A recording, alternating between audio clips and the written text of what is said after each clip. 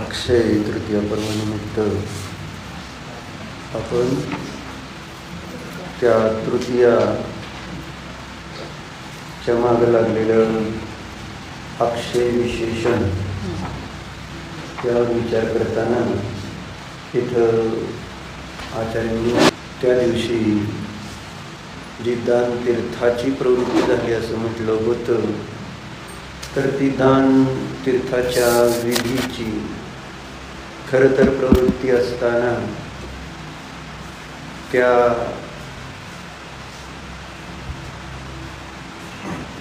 दानतिथीच्या विधीचा परत लोप होऊ नये, अभाव होऊ नये, आणि म्हणून ती तृतीया अक्षय म्हटली गेली. कारण विधीच्या अभावामुळेच ऋषभनाथ मुनींना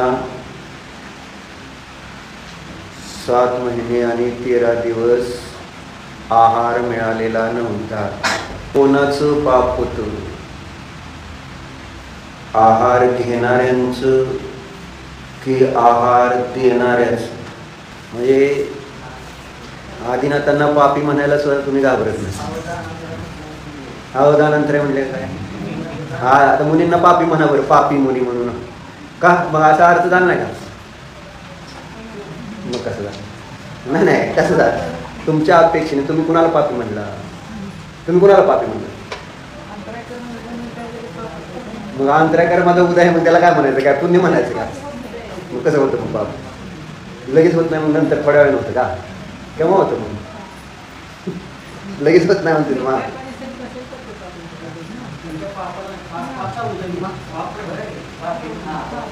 हा, मग पापाचा उदय असणाऱ्याला काय पुण्यवान म्हणायचं का?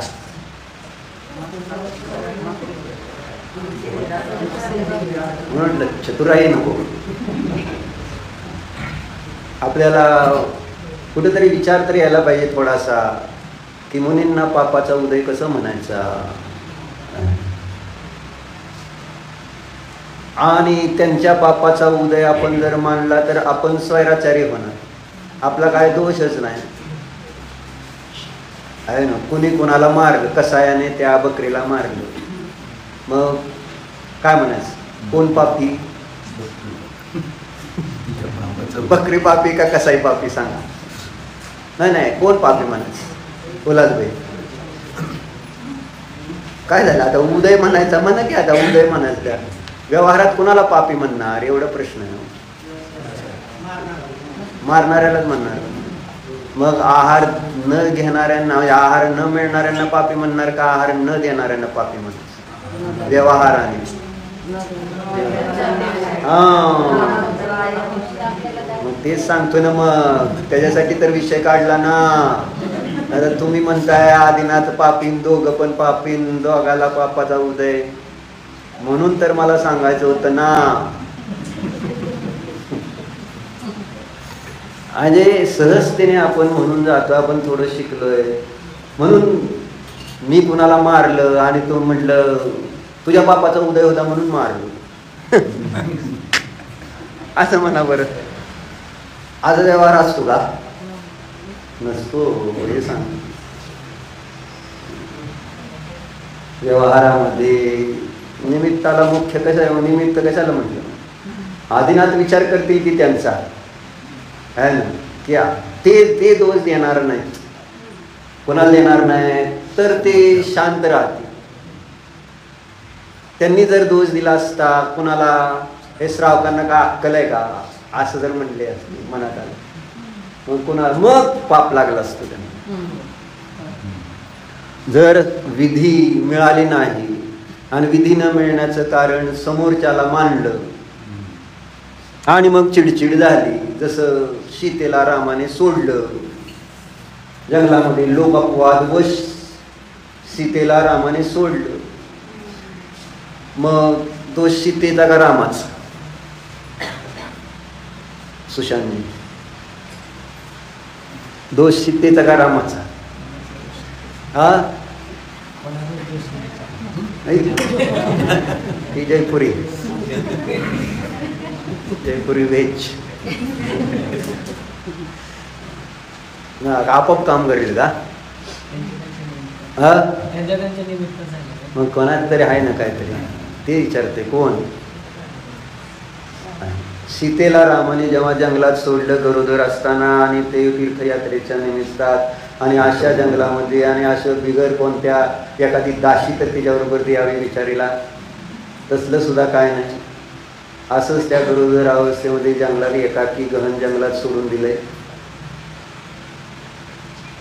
चेष्टा आहे का? मग कोणाचा दोष? रामाचा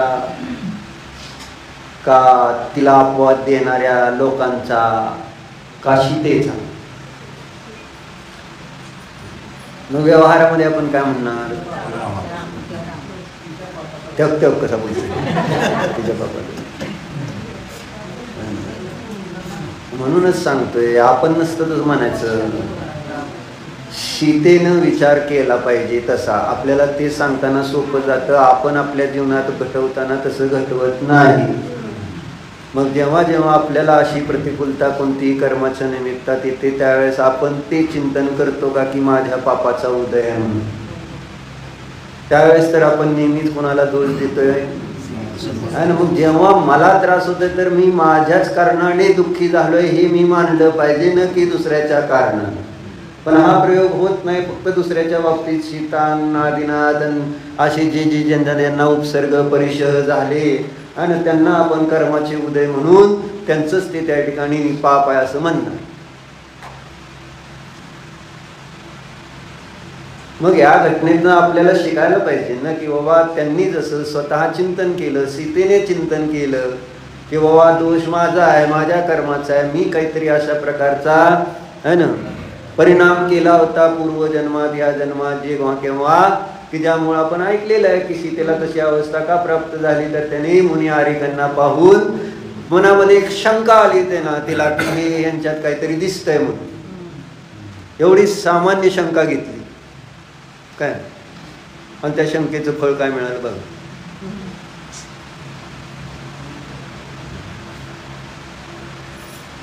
म्हणजे अकारण काय गरज होती का? म्हणजे गरज नसताना आपण असे खोटे विचार कोणाही संबंधी करत राहतो. म्हणून तर सतत सतत आहे ना चांगलं चिंतन राहण्यासाठी काहीतरी आपल्या जवळ तत्वाचा बेस म्हणजे ज्याला काहीतरी पाठांतर पाहिजे देवाधर्माच, की जेणेकरून मनामध्ये दुसरा कोणता विचार येणार नाही. आणि म्हणून म्हणजे वाईट विचार येणार नाही.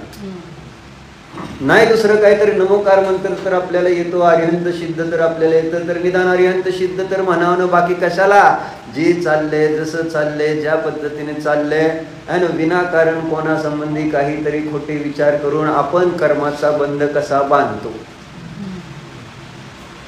सीतेने तसा बांधला विनाकारण मागच्या जन्मामध्ये. तशा प्रकारचे एक बघितलं, नुसतं बघितलं तर असा प्रॉब्लेम आहे. नियार्थ परिणमन केलं सीतेने, निय जाणलं आणि गरज होती का? विचार केला तर गरज होती का? आणि त्याचं फळ किती वाईट मिळालं. एवढ्या साध्या साध्या गोष्टी आहेत आणि आपण किती दिवसामध्ये किती किती कोणाबद्दल कसे कसे काय काय विचार करत राहतो. सोपं नाही. त्या त्रिलोक मंडन हत्तीची गोष्ट पण सोपं नाही ती. 4 महिने दुसऱ्या मुनींनी उपवास केले आणि ते निघून गेले. 4 नृत्यधारी मुनी निघून गेले तिथून. आणि हे त्रिलोक मंडन हत्तीचा जो जीव होता ते मुनी अवस्थेमध्ये आत्मसाधना करत होते. ते पण भावलिंगी मध्ये उत्कृष्ट आत्मसाधना करणारे. आणि आले, लोकांनी पाहिलं आणि स्तुती करू लागले. त्यांना बसवलं आणि विचारलं तुम्हीच का होते? 4 महिने उपवास केले. मग त्याने होय पण नाही म्हटले, नाही पण नाही म्हटले, फक्त बसून मान खाली घातली होती. प्रश्न विचारला तर उत्तर द्यायला पाहिजे होतं की मी तो नाही. पण त्यांनी ती प्रशंसा बाहेर न दिसल्यानंतर माणूस आपण पण तसं करतो. कशाला उगत चालली तर चालू दे की, बरं वाटतं त्यावेळेस बरं वाटतं. पण फळ काय? आणि गप बसले, मान खाली घातली, त्यांनी पूजा स्तुती वंदना केली आणि ते गेले. नंतर त्यांना पश्चाताप भयंकर झाला.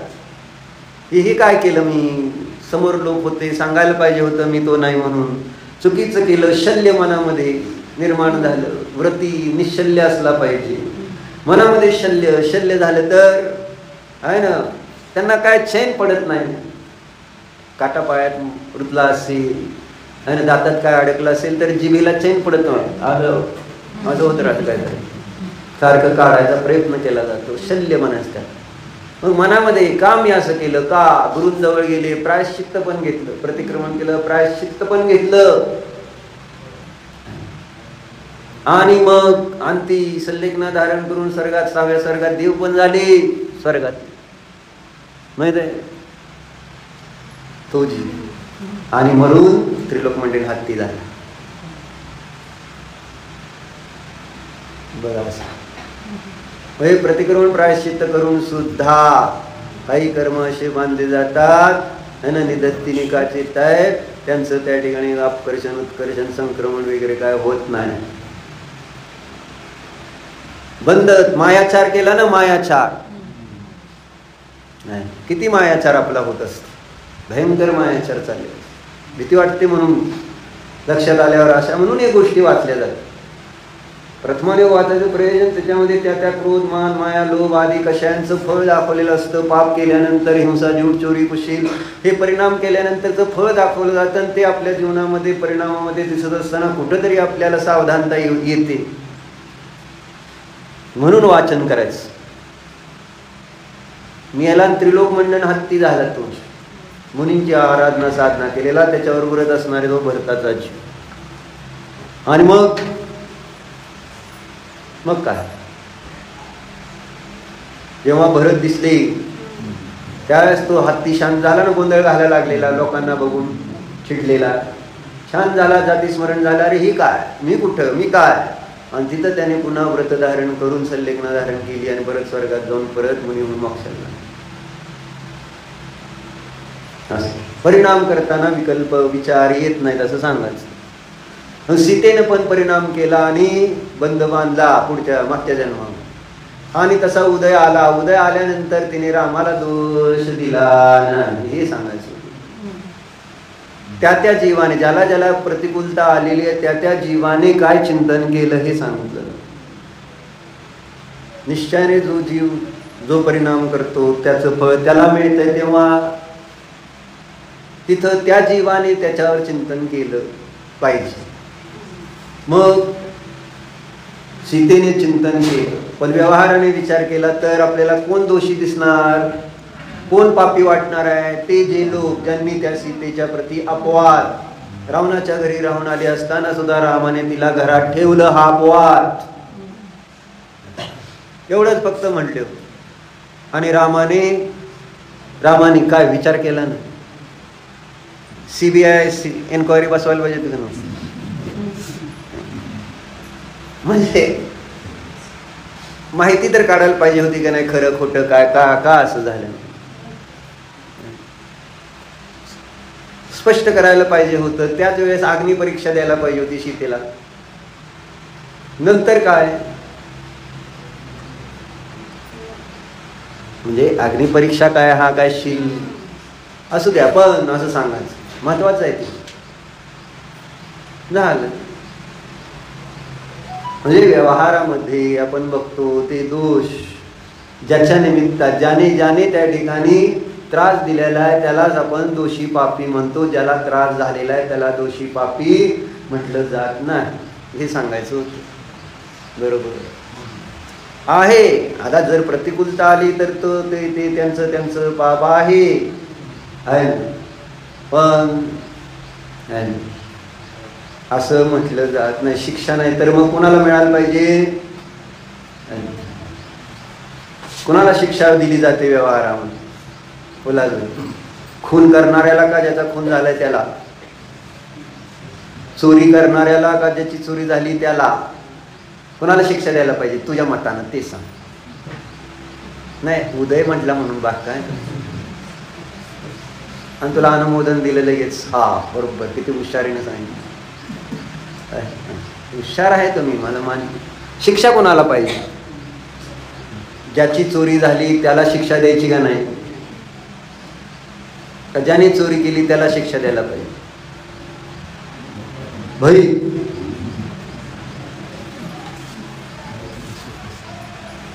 काय झालं?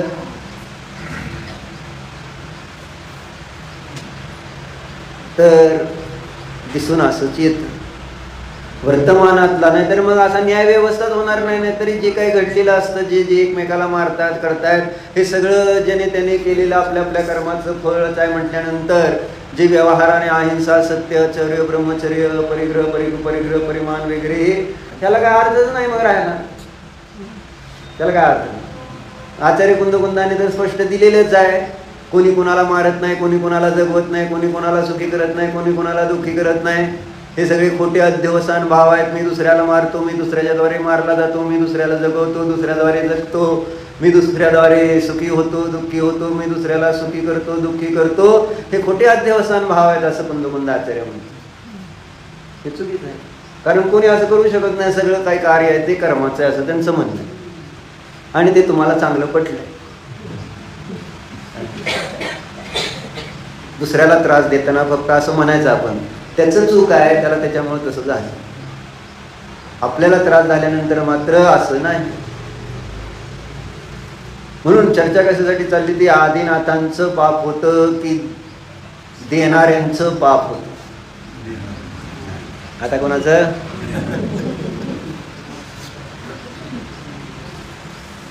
7 महिने 13 दिवस आहार. जसं सांगितलं जातं ना, महावीरांची दिव्यध्वनी 66 दिवस ऐकायला मिळाली नाही आपल्याला, माहित आहे? महावीरांची दिव्यध्वनी किती दिवस? 66 दिवस. मग 66 दिवस कोणाच्या पापाचा उदय होता? महावीरांच्या अंतराय कर्माचा उदय होता. दान अंतराय कर्माचा, महावीरांच्या दान अंतराय कर्माचा उदय होता नव्हता? त्यांच्याजवळ अंतराय कर्मच राहिलं नव्हतं, लक्षात राहू दे. कारण 4 घाती कर्माचा नाश करूनच अरिहंत पद प्राप्त होतं. आणि त्यानंतर त्या ठिकाणी ती दिव्यध्वनी वगैरे फिरत असते. मग 66 दिवस तिथं दिव्यध्वनी आम्हाला म्हणजे तिथं येणारी जे कोणी मुनी, आरिका, श्रावक, श्राविका, तिर्यंच्या आधीच्या 12 सभेमध्ये बसून ऐकणारी देवदेवी, या सगळ्यांना 66 दिवस त्या दिव्यध्वनीचा लाभ झाला नाही. आणि तिथं त्या सभेमध्ये येणाऱ्या देवदेवीला अवधी ज्ञान असतं. त्यांनी तर कळवावं करावं की काही इंद्रालाच फक्त अवधी ज्ञान असतं का? पण नाही, वापर करायचा नाही. जसं आपण इथं धर्ममार्गात बुद्धीचा वापर करत नाही, सेम टू सेम देव सुद्धा अवधी ज्ञान होतं, त्यांना सगळं कळत होतं. काय नाही, सगळ्यांजवळ बुद्धी होती की ती की कशामुळे हे फिरलं नसेल, दिव्यध्वनी का फिरली नसेल? अवधी ज्ञान नव्हतं देवांजवळ तिथल्या स्वर्गातल्या. आणि ऐकायला आलेत म्हणजे सम्यक दृष्टी देव पण असणार का नाही त्याच्यामध्ये? मग पण काय, जाऊ दे, नाही ना फिरत, जाऊ जरा अजून आता फिरून येऊ इकडे तिकडे. म्हणजे भोग भोगण्याची भावना. शास्त्र नाही ना बरं, म्हणजे सोपं होतं नाही. गावाला गेलेत काय, मग सुरेश गावाला जायचंय काय, मग सुट्टी घ्यायला आपण 1 नंबर आहे धर्ममार्गामध्ये. तीच देवदेवी केली त्यावेळेस. हा ना, त्यांना तर भोग तर अशीच भरपूर. मग दिव्यध्वनी नाही का आज, बर चला येऊ द्या. असंच केलं का नाही? 66 दिवस त्या इंद्राला शेवटी वाटली बाबा काहीतरी भानगड आहे. 66 दिवस झाले आणि दिव्यध्वनी फिरत नाही. हे 66 दिवसापर्यंत इंद्राला सुद्धा त्या भोगातनं वेळ मिळाला नाही. का नाही? म्हणजे विचार करायला पाहिजे ना, इंद्राला सुद्धा 66 दिवस वेळ नाही मिळाला. काहीतरी हुडकू एखादा गंधर्वाने त्यांच्यासमोर उभा केल्याशिवाय दिव्यध्वनी फिरणार नाही. ती पण मस्त मजेत होता. विसरून गेला. हे 6 महिने 13 दिवस 7 महिने 13 दिवस इकडे इंद्र विसरला आहे ना, आणि इकडे 66 दिवस विसरला. असा असतो इंद्र. म्हणून भरोसा कोणाच्या भरोशावर राहायचं नाही. काय असे सगळे इंद्रच की. श्रोते म्हणजे सगळे तुम्ही आता देवगतीतले इंद्र वर्तमानामधले सगळे विषय भोगाची तुमच्याकडं है ना विपुलतेने मात्रा विपुल मात्रे दिसून येतं सगळं बाह्य वैभव, म्हणून इंद्र म्हणतो. बाग काय हा अशा इंद्रांना मग सुचत नाही इंद्राला सुद्धा. म्हणून म्हटलं 66 दिवस इंद्राला सुद्धा विकल्प आला नाही, त्या सभेमध्ये येणाऱ्या देवी देवतांना पण विकल्प आला नाही, आणि महाराज पण गेले त्यांना पण का विकल्प आला नाही ही मात्र कळलं नाही. महाराज पण बसले असतील का नाही तिथं, मग त्यावेळेस असतील की अवधी ज्ञानी वगैरे. हा अरे पण ऐकायचं का नाही, दिव्यध्वनी ऐकायला गेलेत म्हटल्यानंतर ती सोडलं, मग तिथलं बाकीचं बघत बसले का काय काय चैतन्य भरून फिरू ज्यावेळेस चैतन्य दर्शन महत्वाचं होतं, दिव्यध्वनी ऐकायला महत्वाचं होतं, गेलते कशाला हे प्रश्न आहे. हेच तर आहे, त्यावेळेस पण असं अडचण येते. आपण दिव्यध्वनी ऐकायला आलोय पण मग संतुष्ट आजूबाजूचं दर्शन करता करता संतुष्ट होऊन जात. असू दे, ऐकण्यापेक्षा फिरण्यामध्ये बरं वाटतं ना. प्रवचन बरं आहे का यात्रा बरी, काय बरं आहे रे स्मित? फिरायला बरं वाटतं ना. प्रवचन काय बसून 1 तास प्रवचन ऐकण्यापेक्षा 10 दिवस फिरलेलं बरं. मग 1 तासाच्या प्रवचनात जास्त पुण्य आहे का 10 दिवस यात्रेला फिरण्यात जास्त पुण्य? हा काय बोलतोय अमोल भाई? बघा पोराला सांभाळा नाही तर जाईल निघून. त्याला प्रवचनात आनंद वाटायला लागला आता. तर चर्चा अशी, हे 66 दिवस त्यांना पण दिव्यध्वनी. मग कोणाचा दोष? महावीरांचा दोष का ऐकणाऱ्यांचा दोष? उल्हास विचारलं बाग काय नाही. म्हणून म्हटलं महावीरांना तर अंतराय कर्मच नव्हतं. अंतराय कर्म कोणाला आहे ना, ते श्रावक, त्यांना त्या दिव्यध्वनीचा लाभ झाला तर रत्नत्रयाने संपन्न होऊन मोक्ष मार्गस्थ होऊन संसाराचा कायमसाठी नाश होणार होता. तसं आहार दिला असता श्रावकांनी तर मोक्ष होणार होतं त्यांना.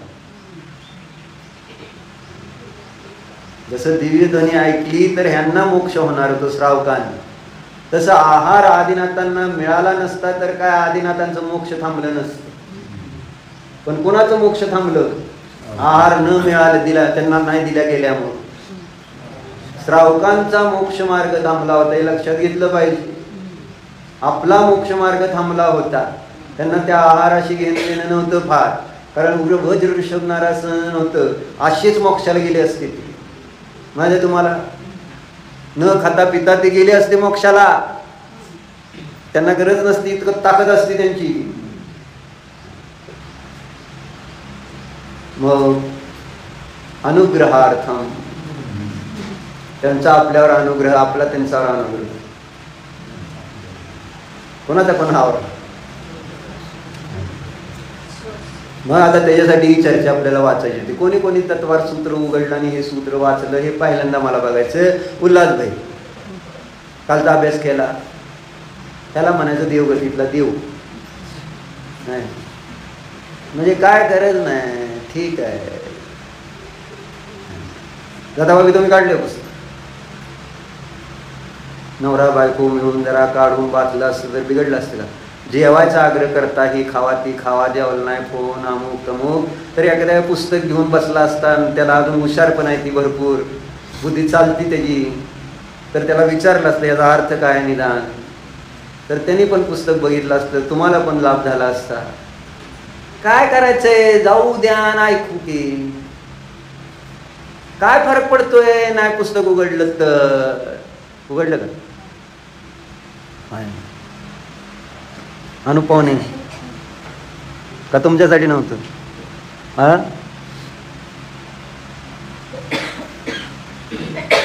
असं अडचण ही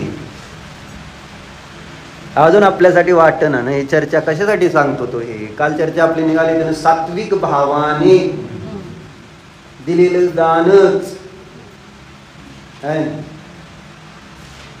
कशासाठी कारणभूत आहे? संसार सागरातून तरुण जाण्यासाठी कारण. सात्विक भाव पाहिजेत. काय? धीरभाय बघितलं पुस्तक? तुमच्याकडे पुस्तक नाही आणि पुस्तक नसलं, माझ्याकडे पण पुस्तक नव्हतं, मी काल तरी तक्रार केली ती विजोगात. पण आपल्याजवळ गुगल बाबा आहे. गुगलवर नुसतं असं मोक्षशास्त्र म्हणलं की ते लगेच आलं मोक्षशास्त्र. आणि मग ते सगळी PDF येते त्याची, मग पटापटापटा बघितलं तर सापडतंय. मग त्या गुगलचा उपयोग फक्त काय आहे? नक्षी बघण्यासाठी.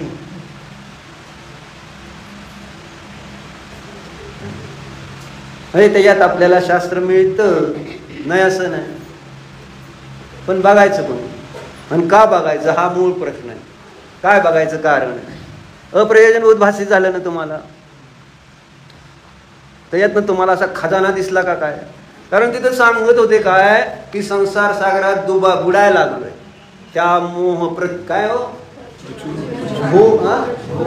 घोर आणि प्रचुर मोह जो स्त्री पुत्र धनादीच्या प्रती होता असतो आणि त्याच्यामुळे आपण त्या संसार सागरामध्ये बुडू लागलो असं दिलं.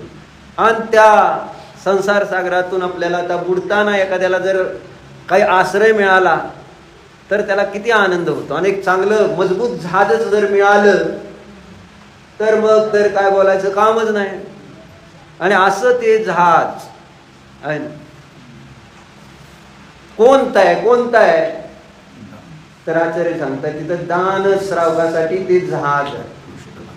आणि अशा त्या दानाचा उपदेश कशासाठी दिला त्यांनी? संसार.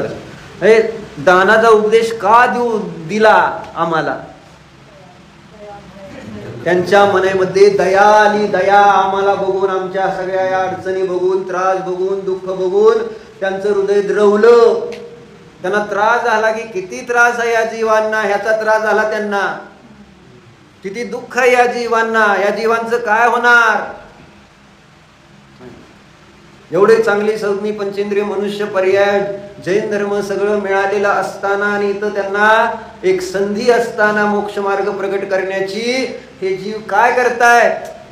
श्रावक अवस्थेमधले, गृहस्थ अवस्थेमधल्या जीवांकडे बघून, त्यांचं ते सगळं परद्रव्याच्या प्रती असणारं ममत्व बघून त्यांना अतिशय दुःख झालं.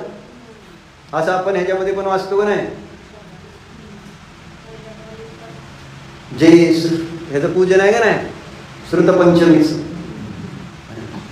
श्रीधर चायनाचार्य के हृदय में करुण टीस भरती रही, द्वादशांग का लोप हुआ तो क्या होगा संसार का. जर ही द्वादशांग वाणी जर लुप्त झाली तर मग संसाराचं काय, संसारातल्या जीवांचं काय होणार?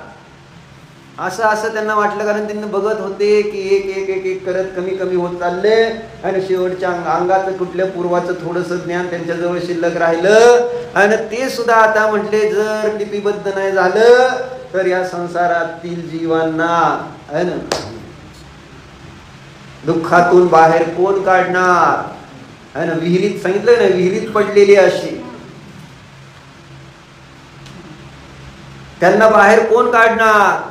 जंगलात रात्री चाललेलं म्हणलं ना, आणि विहीर धडकून विहिरीत पडला आणि आता तिथून वर यायला काय पायऱ्या नाहीत, काय नाही, वरडलं तर आजूबाजूला कोण नाही. अशा अवस्थेमध्ये काय काय अवस्था, किती दुःख, किती त्रास. आणि त्यावेळेस त्या ठिकाणी कोणतरी येतोय आणि आपल्याला त्याच्यातनं बाहेर काढतोय. असं म्हणजे सांगायचं इतकं त्रास बघितला त्यांनी, त्यांना त्रास झाला आणि म्हणून त्यांनी पुष्पडाल बुद्धबोली मुनींना आहे ना निरोप दिला. म्हणजे पाठवलं आणि ते आले. पुष्पदंत आणि भूतबलींना बोलवलं, झालं, त्यांनी ते सांगितलं आणि मग त्यांनी लिपिबद्ध केलं. आज आपल्याजवळ त्या ठिकाणी तो मार्ग शिल्लक राहील.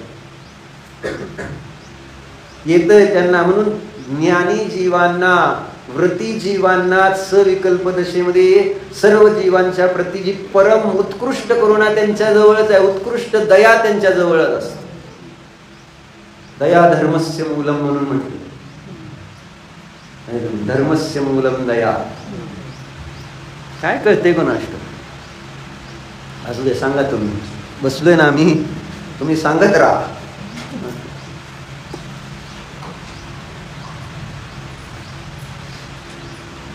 बरं, जाऊ दे. मी सांगायचं काय नाही, मला ज्ञानार्णव मधलं दुसरं आठवलं होतं. पण विषय आपला दुसरीकडे जाऊ नये म्हणून आपलं पुन्हा माघारी आपला विषय. तर चर्चा काय चालली होती? दया, दया भावनेने अनुपम दया आली त्यांना आणि म्हणून त्यांनी हे दानाचा उपदेश द्यायला सुरुवात केली. आणि आपल्याला वाचायला सुद्धा पुस्तक उघडायला सुद्धा नाही. वाचा काय असतं दान. जे दानाचा उपदेश दिला जातोय त्या दानाचं लक्षण दिलेलं अनुग्रहार्थम. कारण दानाचं स्वरूप आपल्याला माहिती नाही काय. दान म्हणजे फक्त आपल्याला वाटतंय द्यायचं. दान म्हणजे द्यायचं, काहीतरी द्यायचं आणि बहुतेक करून पैसे द्यायचे. आणि राहुल ते आपल्याला आवडत नाही. पैसे द्यायला आवडतं का? गप बसतोय ते म्हणजे आवडत नाही. त्याचा अर्थ आवडते म्हटलं तरी आनंदाने म्हटलं हो आवडतंय. आता म्हणताय का माणूस? नाही म्हणत. म्हणजे आतमध्ये ते दाद देताना कुठंतरी कष्ट केलेले असतात ना तुम्ही ते मिळवताना, असं तुम्हाला वाटत असतं. जेव्हा की पुण्य केलेलं असतं त्याच्यामुळे ते आलेलं असतं. ते विसरून गेलेलं असतं. ते सगळं ज्याचं होतं त्यालाच द्यायला पाहिजे, पण तुम्ही ते विसरून गेला. कारण जे मिळालं आज आपल्याला ते पुण्य पूर्वी त्या देवाची, गुरुची, शास्त्राची सेवा केल्यामुळं पुण्य बांधून हे आज आपल्याला सगळं मिळालेलं असतं. आणि तुम्ही आम्ही आज विचार करतो मी कष्ट करतोय, मी मिळवलंय आणि असंच कसं द्यायचं. अरे त्यांचंच आहे ते. कुणाच आहे ते? जे धन आपल्याजवळ आज आहे ते तुमचं आहे. अरे त्यांनी अनुग्रहाने तुम्हाला दिलं. तुमच्यावर अनुग्रह, आमच्यावर अनुग्रह केला सहज आणि आम्हाला ते मिळालं. मग आता ते त्यांच्यासाठी, ज्यांचं होतं त्यांच्यासाठी वापरावं ना. आता तुम्ही मला दानासाठी पैसे दिले आणि मी ते दान द्यायच्याऐवजी काय केलं, कुठंतरी असंच कशा तरी काहीतरी बूट घे, कुठं काय घे, फिरायला जा, असलं काहीतरी विषय भोगासाठी वापरलं. काय होईल? पुढच्या वेळेस तुम्ही देताल मला पैसे, काय करणार? विषय भोगासाठी आम्ही दिलेत का? आम्ही कशासाठी दिलेत?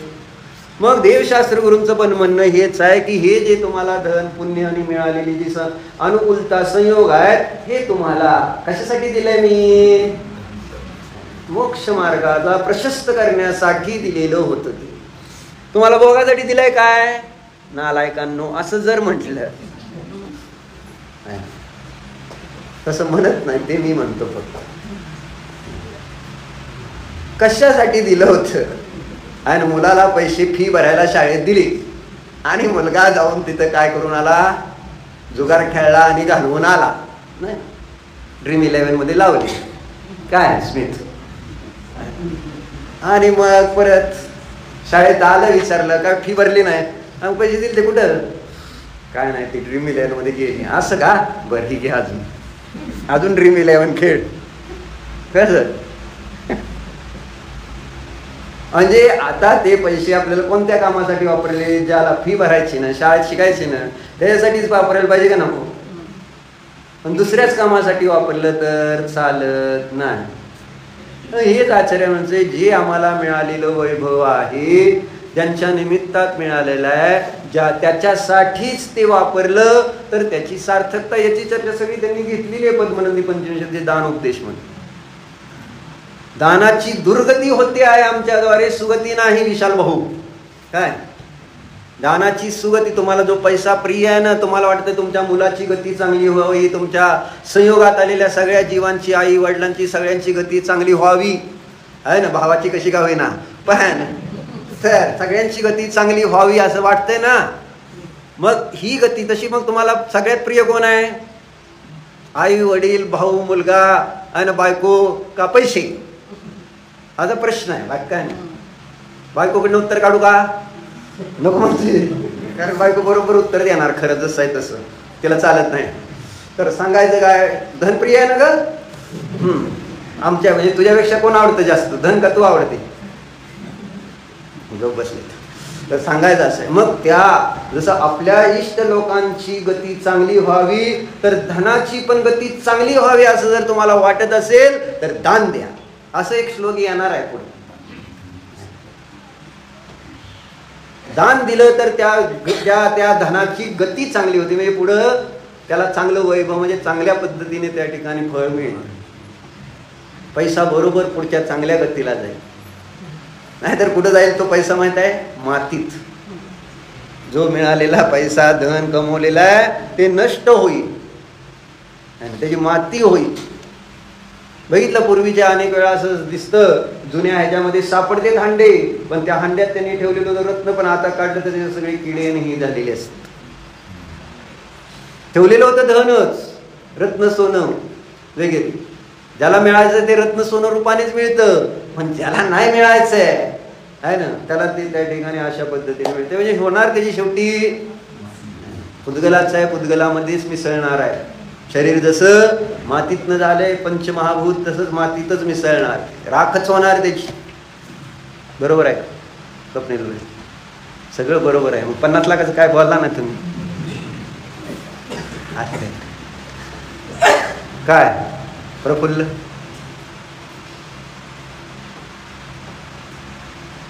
भया नाही तर मी आहे की, का काळजी करता असं म्हण की. काय नाही,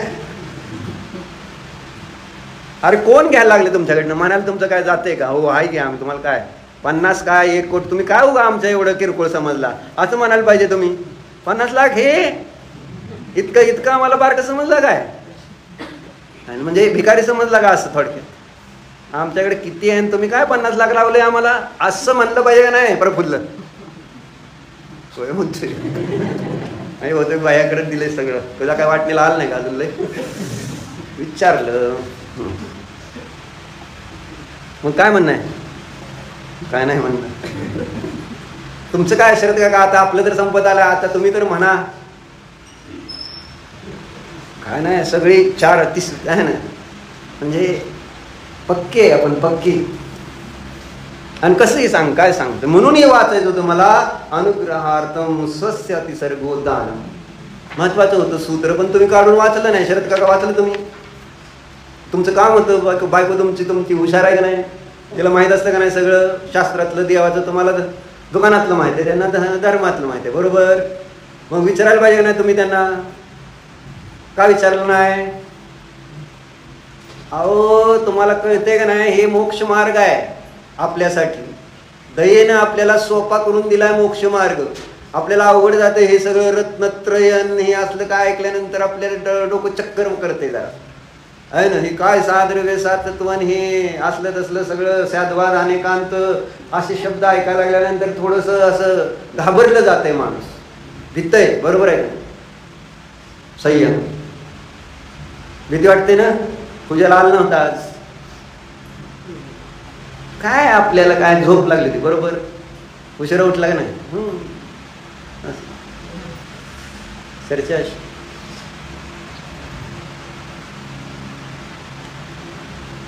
मग आता उशिरापर्यंत झोपलं हे देवाचं पाप का तुमचं पाप? काय म्हणजे देवाची पूजा ह्यांनी केली नाही, पण देवाचं पापाचं उदय का नाही? ह्यांच्याद्वारे देवाची पूजा झाली नाही म्हणजे कोणाचं पापाचं उदय? उल्हास भाई काय नाही, बस आता बस. विचारलं पाहिजे का नको?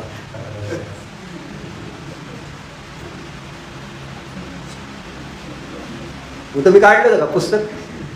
मग दाखवायचं घरात तुमचं काय नाही का काम? सगळ्यांना ह्यांना हे कुठे गेले? ते सगळे मध्ये येत नाहीत का? ते सगळ्यांना दाखवलं म्हणते म्हणजे पती सोडून तुम्हाला देणार नाहीत पैसे तुमचे. म्हणजे शेवटी वाचल्याशिवाय समजणार नाही. कशात स्वरूप सांगायला लागले? दान. म्हणजे जे दान कशाला कारण सांगताय? गृहस्थांना. कुणाला चाललंय हे? तुम्ही महाराज आहे का? नाहीतर माठ वाटत असला आम्ही महाराज आहे तर गैरसमज काढा, तुम्ही महाराज नाही आहे. लक्षात राहा. ही चर्चा कोणाच्या मुख्यतेने? आणि गृहस्थाला दानच तीर्थ आहे, दानच तरुण जाण्याचा मार्ग आहे, हे इथं सांगायचे भाव आहेत. आम्ही कुठं बुडलोय, आम्ही कुठं बुडायला लागलोय हे प्रॉब्लेम आपल्याला कळत नाही, दिसत नाही. हे अडचण. हे साक्षात आपण त्या संसारातच आहोत.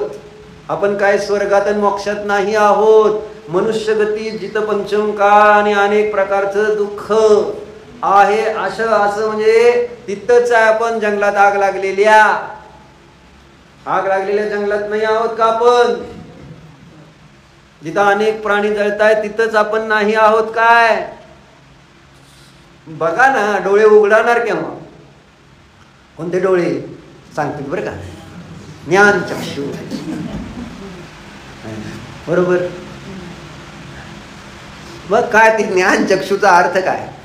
मिटूनच ठेवायचे का ते ज्ञानचक्षु? म्हणजे आंधळच ठेवायचं का त्याला? ते कधी उघडायचेच नाहीत का? आणि जर उघडले नाहीत तर आपल्याला दिसणार कसं, समजणार कसं?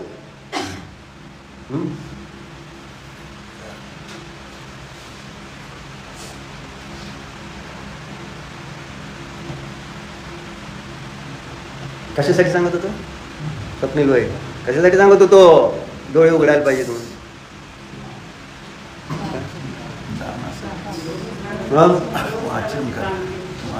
दान हे तरुण जाण्यासाठी कारणभूत आहे. आपण कुठं आहोत हे आपल्याला कळलं पाहिजे. डोळे उघडा म्हणतोय त्याच्यासाठी सांगतो. आपण दुःखात आहोत याची कुठंतरी प्रतीती यावी चेतनजी. आपण आहे ना, सध्या तुम्ही नाही दुःखात हे मला कळलंय आहे ना, ते तुम्हाला पटणार पण नाही आता. आणि आलेच जवळ दिवस पटण्याचे आहे ना, म्हणजे पटेल आता 22 जुलै 8-9 जुलै नंतर सगळं पटतंय. सध्या नाही पटणार तुम्हाला, कारण वेगळं आहे, हवेत आहे सध्या, हवेत. असं असतं, बरोबर आहे का? चर्चा दुःख दुःख दुःख जाणवलं तरच आपण त्या दुःखाला दूर करणारा या उपायावर विचार करेल. ते सांगायचंय ना, आपण आधी एक एक तर होऊ द्या ना.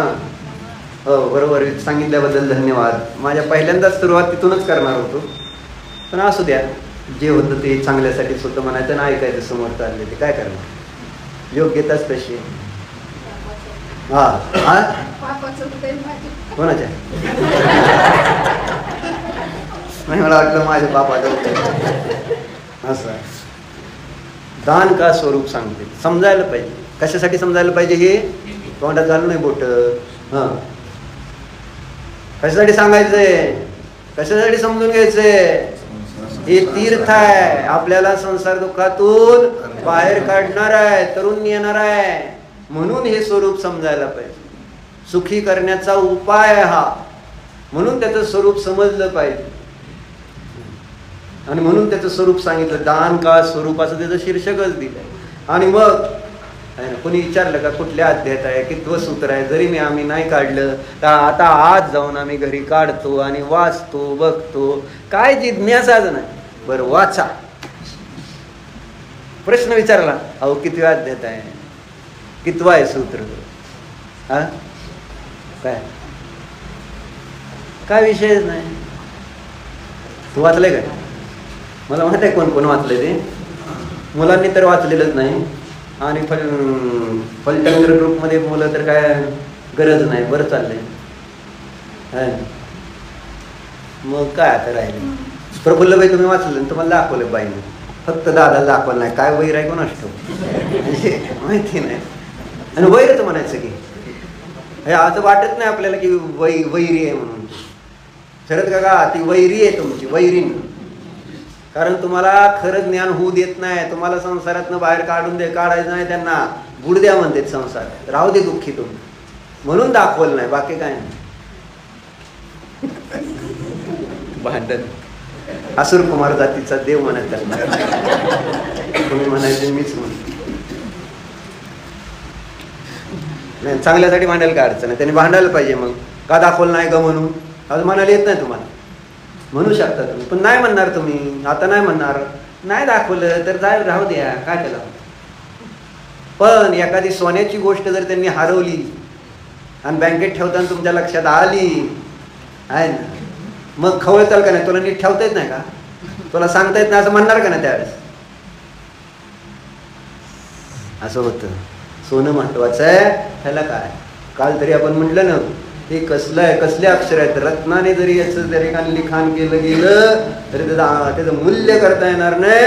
म्हणलं ना, त्याला किंमतच कळायला लागतं. हे शब्द जरी अक्षर काळ्या शाईने कागदावर लिहिले, पण ज्याला त्याला त्याचं महात्म्य कळतं, त्याचं इम्पॉर्टन्स. तुम्हाला जसं त्या कागदाचं महत्व कळतं ना, कोणत्या, ज्याच्यावर 500 लिहिलेलं असतं आहे ना, गांधीजीचा फोटो असतं ना, तसलं काहीतरी. मग तुम्हाला त्या कागदाचं महत्व किती आहे? किती महत्व आहे त्या 500च्या कागदाचं? त्याच्यावर 500, मी 500 लिहून देऊ का तुम्हाला एक कागद? पीकेमध्ये दाखवले का नाही गांधीजीचे कागद गोळा केलेला? गांधीजी कागद, गांधीजीचं चित्र असलं म्हणून त्या कागदाला व्हॅल्यू नाही असं ना. विशिष्ट आहे ना, ते कागदाला तुम्हाला किंमत आहे. इथं याला पण किंमत 500 नव्हे. किती किती किती किती किती शून्य लावा किंमत होत नाही याची. किती शून्य लावा, 5 वर नाही तरी 1 वर लावा, किंमत होत नाही याची. पण तुम्हाला कळणार, म्हणूनच कळत नाही किंमत. किंमत होत नाही म्हणून कळत नाही, इतकं आपलं अज्ञान आहे. किंमत होत नाही ते ज्ञानीला कळेल की किंमत होत नाही, अज्ञानीला कळेल की किंमतच नाही. असं अडचण. दोघाला पण किंमत नाही आहे. एकाला अनमोल म्हणून किंमत नाही, एखाद्याला आणि एकाला मूल्यच नाही म्हणून अशी अडचण. व्हॅल्यू 0 आहे तत्वाची, रत्नाची. काय तुम्हाला मग ते रत्न देऊन तर काय फायदा? रत्न मी दिली तुम्हाला आणि तुम्हाला त्याची व्हॅल्यूच नाही, काय फायदा आहे का त्या रत्नाला देऊन? तुम्हाला दिलं नव्हतं का त्याला? चंदनाचं वन दिलं राजाने, तो सैनिक होता आहे ना, त्या राजाला तहान लागली, त्यानं पाणी पाजलं, राजाने त्याला खुश होऊन चंदनाचं वन दिलं. आणि तो काय करत होता? आमच्या कोळसा करता अनुपावने कोळसाच करून विकायचा प्रश्न झाला नाही आज. आता हे चंदन दिलं काय, तुम्ही ते जाळून कोळसा केला काय? काय झालं धीरूभाई? कोळसा करायचं म्हटल्यावर किती किती राजाला त्रास झाला. आणि मी ह्याला काय दिलंय आणि काय याड आहे मनुष्य, आणि ह्याला एक चंदनाचं शिवट खोड राहिलं तर त्याची व्हॅल्यू किती, त्याची व्हॅल्यू किती होती. मग त्याची अक्कल त्यावेळेस ठिकाणावर आली. अरे मी तर एवढं सगळं मला वन मिळालं होतं आणि जाळलं सगळं चंदनाचं वन कोळशासाठी, कोळशे करून विकायचा. ती संयम छान आहे का नाही? आणि तुम्ही तर काय तेच करता, कोळशे करायला लागला. कोळशे जे पैसे संयोग मिळालं ना, पुण्य, हे दुकानदारी करून आणि विषय भोगून त्याचा कोळसाच करायचं चाललंय. तुमच्या लक्षात येत नाही चंदनाचं वनासारखं आपल्याला मिळालेलं जैन धर्म आहे, जैन तत्व आहे, जैन देव आहे, आणि त्याचा मी कोळसा करतोय हे आपल्याला लक्षात यायला पाहिजे. पण झोपेत ना आपल्याला वेळ कुठे आहे? झोपणं म्हणजे कोळसा करणं आहे धर्माचं नाही. पण म्हणून अडचणी. तर दानाचं स्वरूप वाचतो, वाचा. अजून सुद्धा प्रश्न विचारला नाही, कितव्या अध्यायातलं कितवं सूत्र आहे? तुम्हाला मी विचारलं का प्रश्न विचारायला लावला? ते बायकांचं पुढचंच आहे, त्याच्यामुळे मोक्षात नाही तुम्ही, त्याच्या मोक्षाच्या वर आहे तुम्ही. मोक्ष येऊन त्याच्या वर काय जर असेल तर तिथं महिला असते, मोक्षात सिद्ध असते आणि त्याच्यावर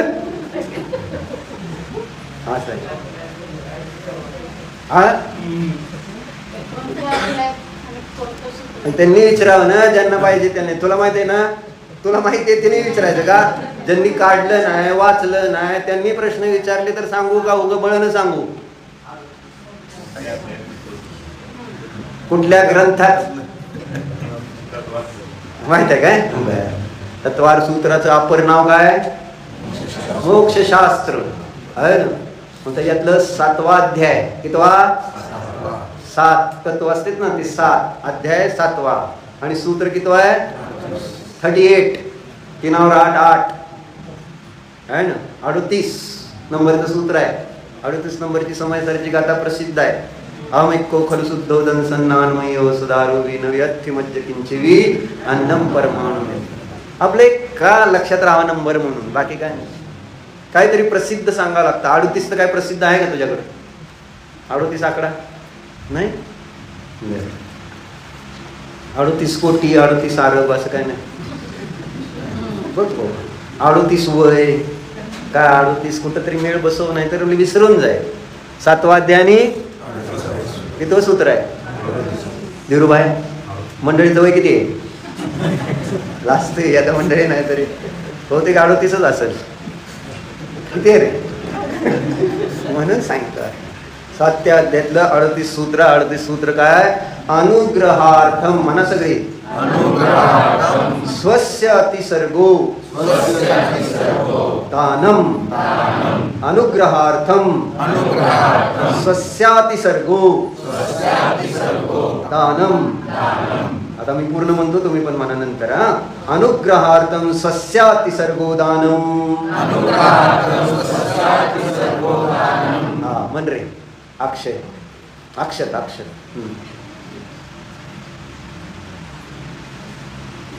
का म्हण केलं का? हा मन. अनिश, हा म्हण की बरोबर आहे. स्मित मन.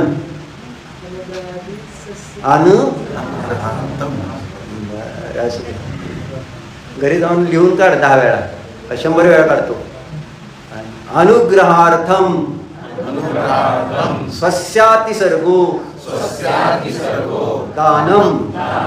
अनुग्रहार्थम स्वस्याति सर्गो दानम.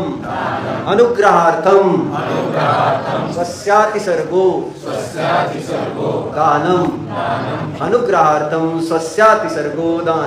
अनुग्रहार्थम स्वस्याति सर्गो दानम. हे का पाठ करायचे? कारण हे आपल्यासाठी जहाज आहे. जहाज आहे हे आपल्यासाठी संसार सागरातून तरुण जाण्याचं आहे. म्हणून हे सूत्र सम्यक दर्शन, ज्ञान, चारित्र आणि मोक्ष मार्ग लक्षात नाही राहिलं तर चालेल, पण हे सूत्र लक्षात ठेवा. आमच्यासाठी हे मोक्ष मार्ग अपेक्षा आहे. इजुकाती अनुग्रहार्थम स्वस्याति सर्गो दानम. धीरूभाई मन. बरोबर, छान, कॉन्फिडन्स पाहिजे. अनुग्रहार्थम स्वस्याति सर्गो दानम. साहेब म्हणा.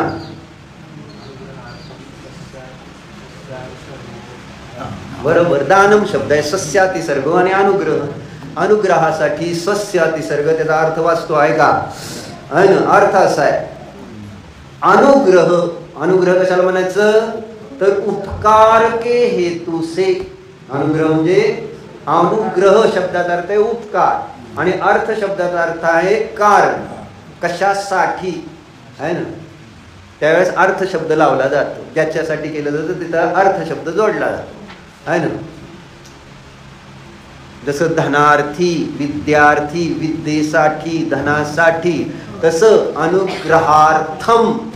आणि याचा अर्थ काय? उपकाराकरिता है ना, उपकार करण्याच्या हेतूने. बरोबर, हा अनुग्रह शब्दाचा अर्थ झाला. मग काय पुढं? स्वस्याति सर्ग चा अर्थ सांगते. स्वस्य अतिसर्ग है ना, त्याचा अर्थ आहे धन आदि अपनी वस्तू का त्याग करना. अतिसर्गाचा अर्थ काय होतो? त्याग. आणि स्वस्य, स्वस्य म्हणजे आपलं. मग जे जे आपलं आहे त्याच्यामध्ये मुख्यतेने मग धन, आहार, अभय, औषधी हे जे दान देण्याच्या मुख्यतेने ते विचार करायचं स्वस्य म्हणून. मग नाहीतर ते अभक्ष किंवा जे काय कोटी ते तसलेलं धरायचं नाही. स्वस्य आपल्या वस्तूचं म्हणताना काय म्हटले? धन आदि अपनी वस्तू का त्याग करना. जे धन आदि आपल्या गोष्टी आहे, दुसऱ्याच्या गोष्टीचं काय संबंध नाही. आपल्या गोष्टीचं त्या ठिकाणी त्याग करणं, त्याला काय म्हणायचं? दानम. दानम. अनुग्रहासाठी म्हणजे उपकाराच्या हेतूने धन आदि आपल्या वस्तूंचा त्याग करण्यास दान म्हणतात. म्हणा, उपकारासाठी उपकारासाठी धन आदि आपल्या वस्तूचा त्याग करणे दान होय. परत एकदा, उपकारासाठी धन आदि आपल्या वस्तूचा त्याग करणे दान आहे. ओके, आता त्याचे कशासाठी हे दान आहे त्याचं थोडंसं विश्लेषण केलं, ते आपण नंतर पाहू. ओम नमो भगवते.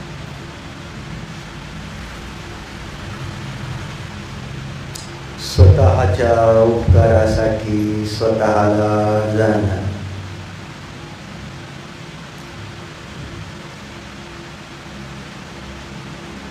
स्वतःचे विचार स्वतःलाच द्या.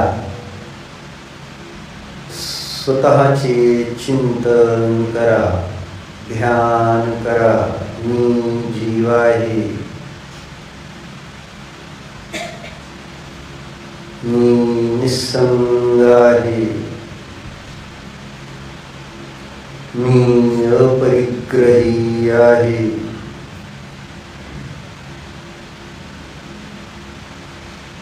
मी परिपूर्ण आहे.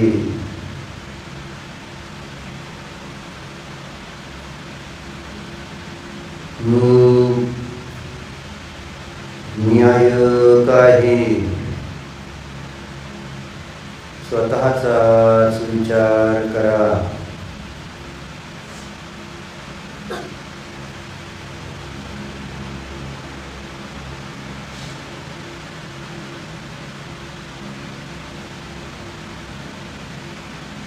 ओम विसर्जन.